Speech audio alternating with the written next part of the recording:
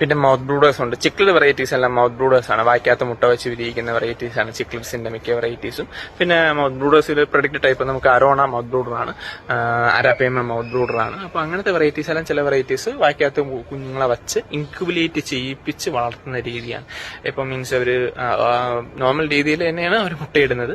മുട്ടയിട്ട് ഫെർട്ടിലൈസേഷൻ കഴിഞ്ഞ ശേഷം അരോണയുടെ കേസിൽ മെയില് വയലെടുക്കും, അരാപ്പേമയിലും മെയിലാണെന്ന് തോന്നുന്നു. എന്നാലും ചില സ്ട്രെയിനുകളിൽ ഇപ്പം തിലോപ്പിയ അതേപോലത്തെ വെറൈറ്റി ചിക്ലഡിൽ ഫീമെയിലാണ് ചെയ്യുന്നത്. ഫീമെയിലാണ് വായിക്കാത്ത മുട്ട വെച്ചിട്ട് ഇൻക്യുബുലേറ്റ് ചെയ്യുക, റൊട്ടേറ്റ് ചെയ്യിപ്പിക്കുക. കാണാൻ നല്ല ഭംഗിയാണ്. വാറക്കം എല്ലാ കുട്ടികളും ഇങ്ങനെ പുറത്തു പോകുക, അതിന് തിരിച്ചകത്ത് കയറുക എന്ന് പറയുന്നത് വളരെ വളരെ ഭംഗിയുള്ള ഒരു പരിപാടിയാണത്.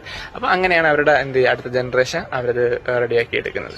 ഒരു പരിധി വരെ കുട്ടികൾ ഒന്ന് ഫ്രീ സിം ആവുന്ന വരെ മറ്റ് പ്രഡിക്റ്റേഴ്സിൽ നിന്ന് രക്ഷ നേടാൻ വേണ്ടിയിട്ടാണ് ഇവർ വായിക്കാത്ത മുട്ട വയ്ക്കുന്നതും. മുട്ട വച്ച് വിരിഞ്ഞ് കുഞ്ഞുങ്ങൾ ഒരു ഫൈസ് ആകുന്നത് വരെ അവരെന്ത് ചെയ്യുക, പ്രൊട്ടക്ട് ചെയ്യും. ആ ഒരു ടൈം അത്രയും ഫീമെയില് വേറെ ഫീഡ് എടുക്കില്ല. ഫീഡ് എടുക്കാനൊക്കെ വളരെ പാടായിരിക്കും ആ ഒരു ടൈമിൽ. അഗ്രസീവ്നെസ്സും വളരെയധികം കൂടുതലായിരിക്കും ആ ഒരു ടൈമിൽ.